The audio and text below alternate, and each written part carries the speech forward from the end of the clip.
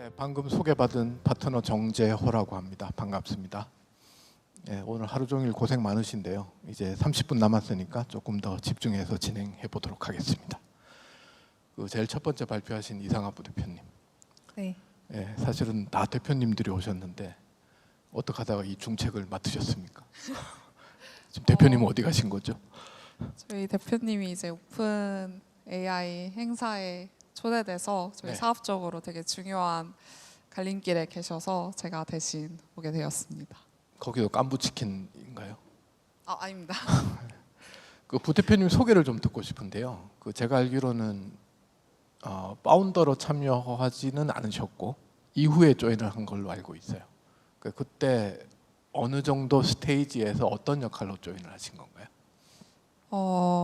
저는 이제 서울대에서 경영이랑 아시아 언어 문명학부를 공부하고 사실 삼성전자에서 HR을 하고 있었는데 네. 대표님의 권유로 입사를 하게 됐고 한 블루 시그널 만들어진 지 한 1, 2년 정도 됐을 때 2년 됐을 때. 조인을 하게 되었고요. 지금은 전반적인 HR이랑 해외 사업 개발 그리고 유저분들이랑 만나는 모든 그런 행사나 유저 인터뷰 같은 것들을 책임지고 있습니다. 네. DHP 패밀리 중에서 아마 문과 출신이 저하고 부대표님 정도밖에 없을 것 같아요. 제가 패널 맡고 이 네 팀의 IR 당시의 첫 번째 자료를 다 열어보고 왔거든요. 투자할 때는 이 팀이 어떻게 성장했고 어떤 변화가 있는지 보는 재미가 있어요. 네. 대표님들은 고생을 하셨겠지만 저는 이제 처음에 하루콩이라는 서비스를 접하고 3번 놀랬던 기억이 나요. 첫 번째는 감정을 데일리로 기록하겠다라는 팀들은 정말 많았었거든요. 그런데 그거를 데이터만 모으면 나중에 뭐가 될 거야라는 어필을 했지만 그걸 유료로 서비스를 하는 데는 아마 하루콩이 처음이었던 것 같고 심지어 지금 유저나 매출이 대부분 해외에서 나고 있잖아요.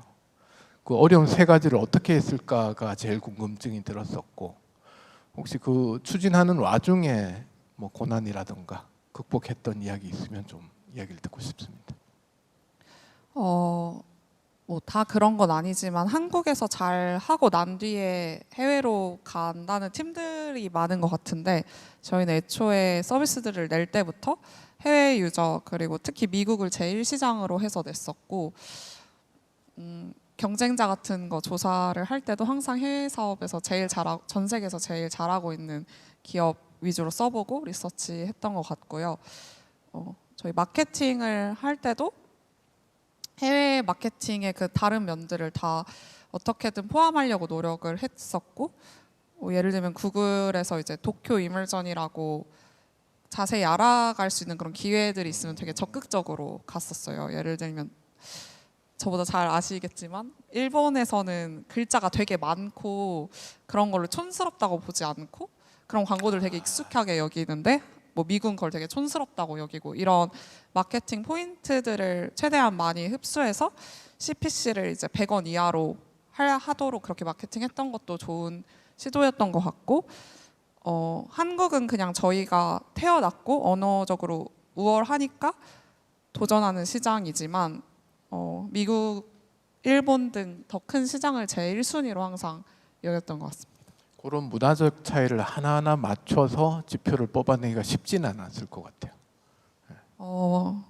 진짜 쉽지는 않고 사실 하다 보면 실패하는 경우도 있고 저희가 이번에도 라이브 마케팅 실험을 뭐 스페인, 독일 이렇게 했는데 잘 되는 주제가 다 달라요. 그래서 그걸 트래킹하는 것도 어렵지만 그래도 효과적으로 마케팅하기 위해서 최대한 하는 편이고 그 대신에 뭔가 영어를 잘하는 팀원들을 많이 뽑으려고 하고 영어를 굉장히 네이티브 수준으로 하는 팀원들이 많이 있습니다.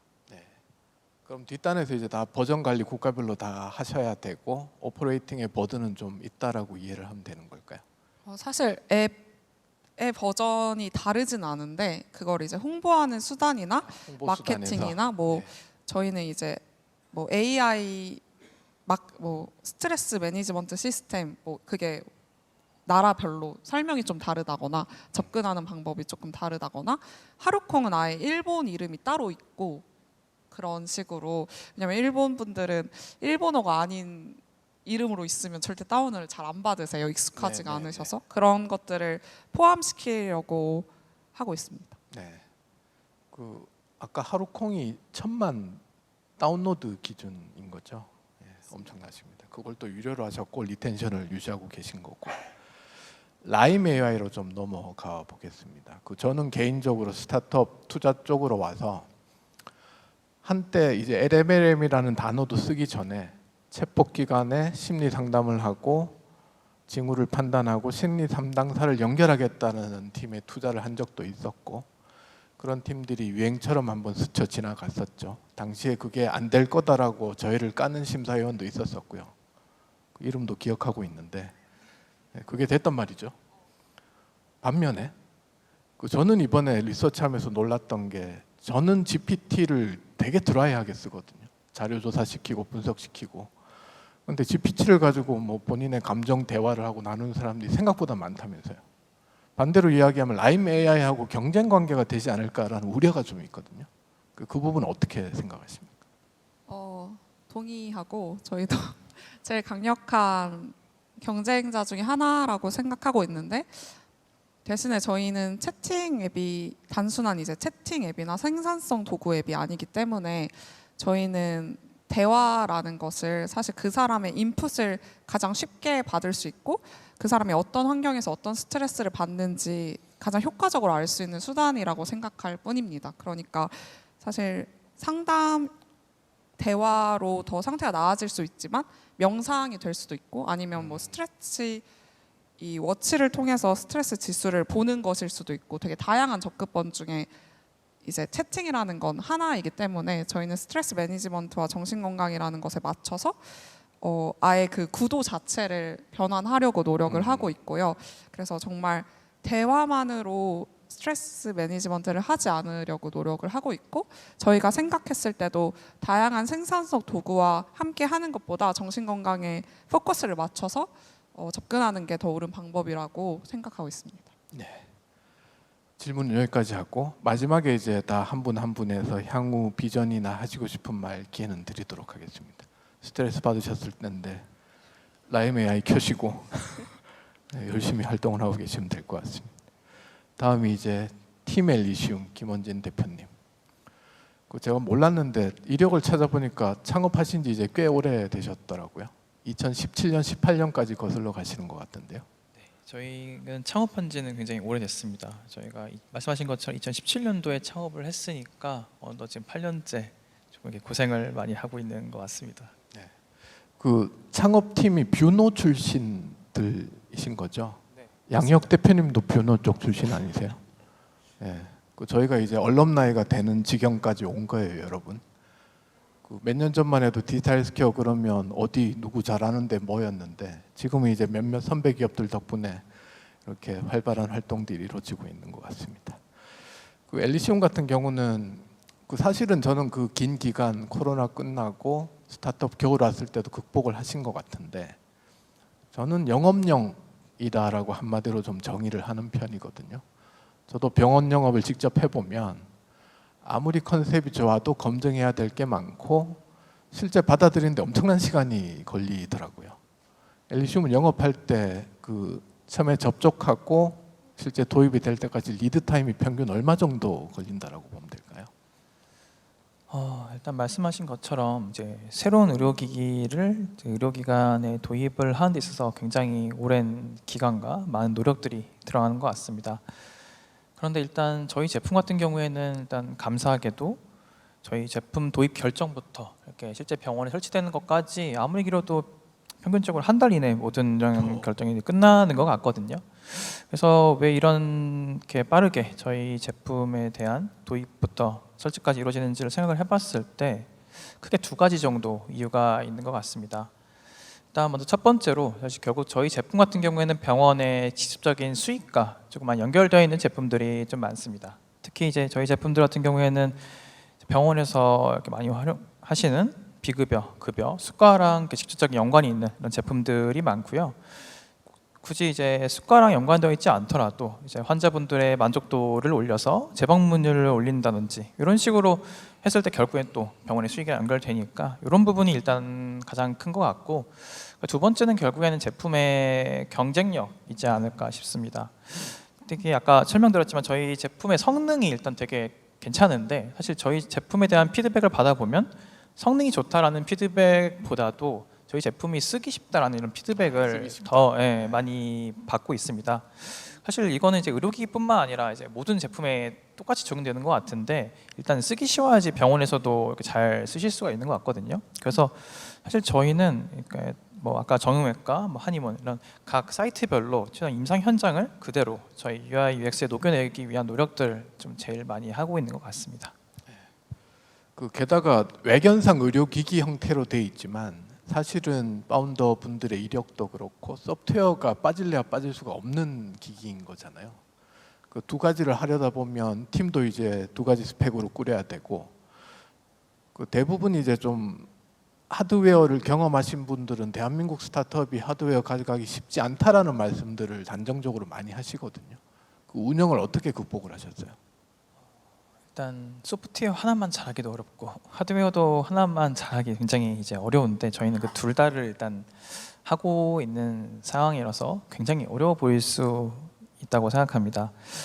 근데 일단 저희 같은 경우에는 소프트웨어와 하드웨어를 굳이 이렇게 나누지 않고 그냥 하나의 제품으로 조금 많이 생각을 하고 있습니다. 근데 물론 이제 저희 프로덕트 같은 경우에는 저희 회사 구성원들 역량도 그렇고 소프트웨어가 메인이긴 하거든요. 그래서 소프트웨어를 먼저 개발은 하되, 이제 이 소프트웨어를 이제 실제 아까 말씀드렸던 임상 현장이든 아니면 이런 피트니스 현장이든 이 현장에 잘 맞게 하드웨어를 그 다음에 맞춰서 만들게 됩니다. 이렇게 했을 때 장점은 사실 뭐 현장에서 이런 고객분들의 여러 가지 제품에 대한 피드백을 주셨을 때 저희는 소프트웨어뿐만 아니라 하드웨어까지도 같이 컨트롤할 수 있기 때문에, 어떻게 보면 제품의 이런 완성도를 올리는 과정에서 봤을 때는 오히려 소프트웨어 하나만 아니면 하드웨어 하나만 했을 때보다도 훨씬 더 저희가 좀 효율적으로 이런 제품을 디벨롭할 수 있는 것들이 있는 것 같아서, 일단 아직까지도 저희는 소프트웨어와 하드웨어를 둘 다 이렇게 열심히 챙겨가고 있습니다. 네. 개인적인 한풀이를 또 하면, 제가 주니어 심사역일 때 하드웨어 팀을 가져갔더니만 한국은 안 된다라고 깠던 투심위원이 계셨어요. 네, 할 말 많습니다. 이름도 지금 기억을 하고 있고요. 네, 그렇습니다. 열심히 하면 되는 거죠. 네.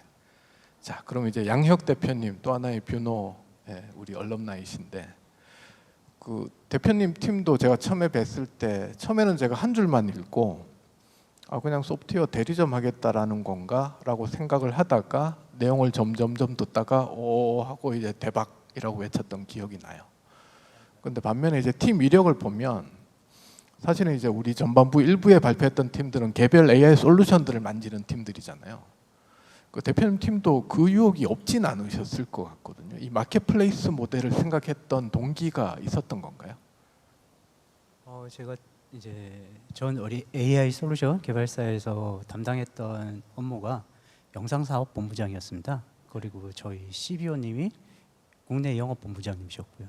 그러다 보니까 이제 그 회사에서 만들어진 AI 솔루션을 갖고 병원에 이제 공급하러 가면 꼭 이런 얘기를 하십니다. 다른 회사에 다른 AI 솔루션도 가져다 줘. 그리고 그걸 왜 뷰노한테? 그리고 가장 힘든 게 뭐냐면 이거 문제 생기면 너희가 다 책임져줘 라는 거였거든요.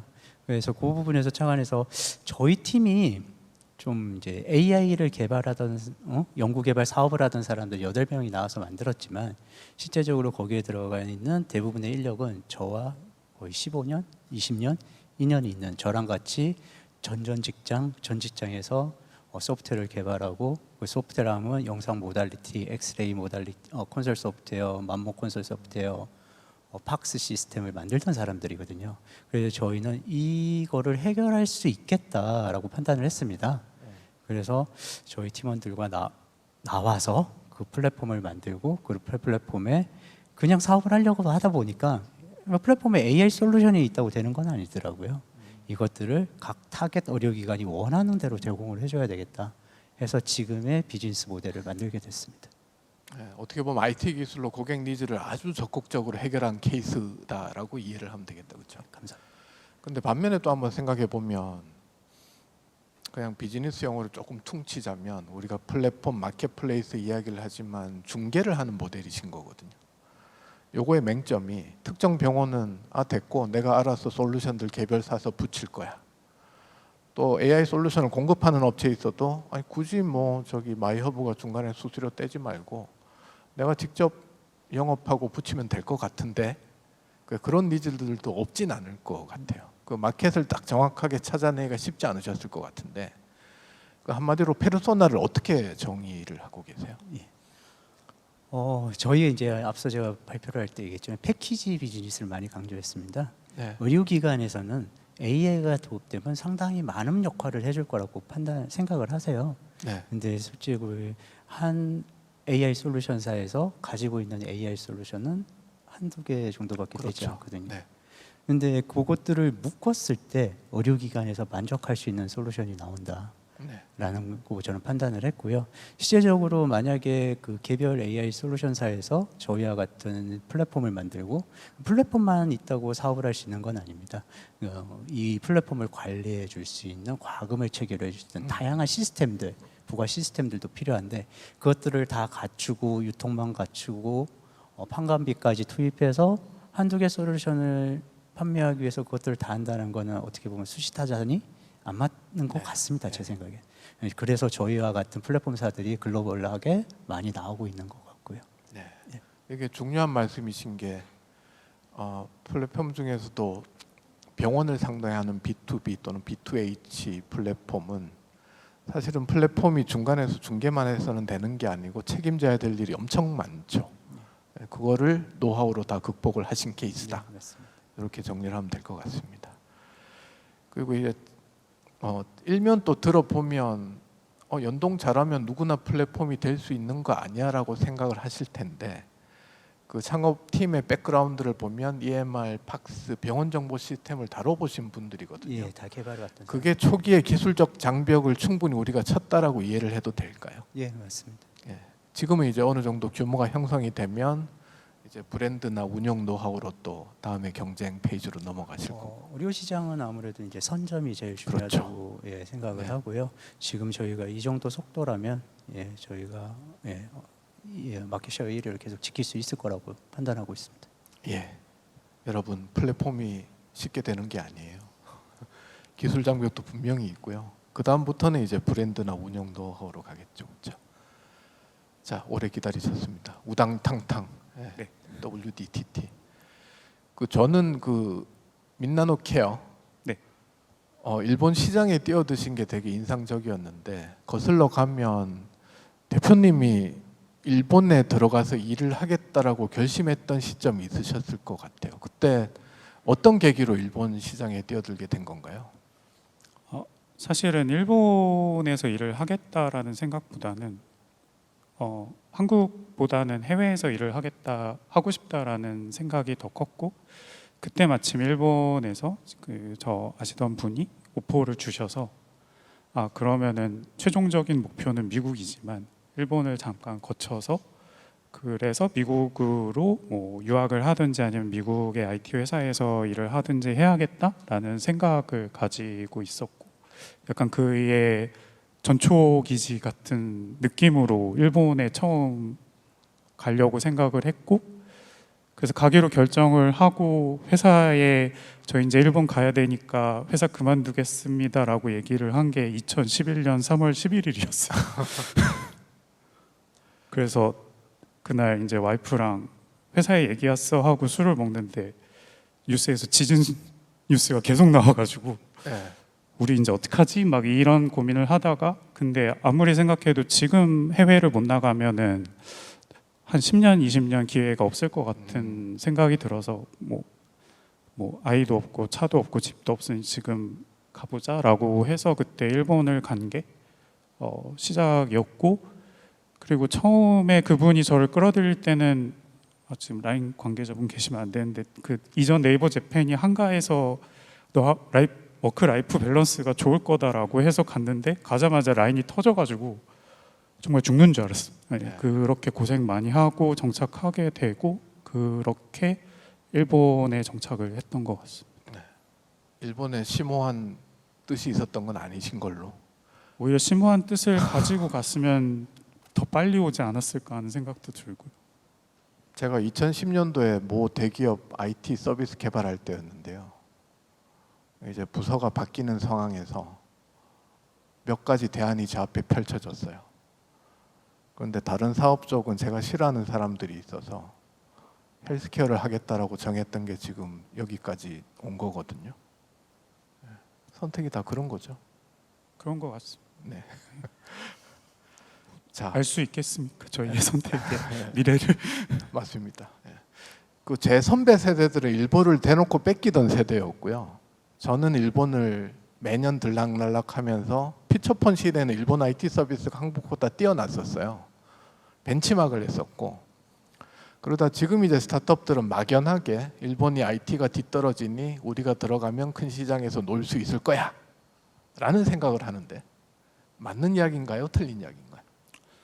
그 맞는 부분도 있고 틀린 부분도 있는데, 뭐 아까 말씀 주셨던 포인트들 중에서 이제 맞는 부분은 어떤 측면에서 뭐 스마트폰을 우리나라에서 먼저 쓰고 앱이라든지 이런 사용성이나 UX, UI 같은 측면에서는 한국이 조금 더 선도적이고 좀 더 세련된 사용자 경험을 제공하는 거는 맞다라고 판단이 되고, 근데 그에 비해서 그렇다고 해서 들어가서 그것만으로 바로 매출을 내고 영업이익을 내고 할 수 있느냐라는 거는 조금 다른 문제라고 생각이 됩니다. 그래서 두 가지 다 맞다라고 생각이.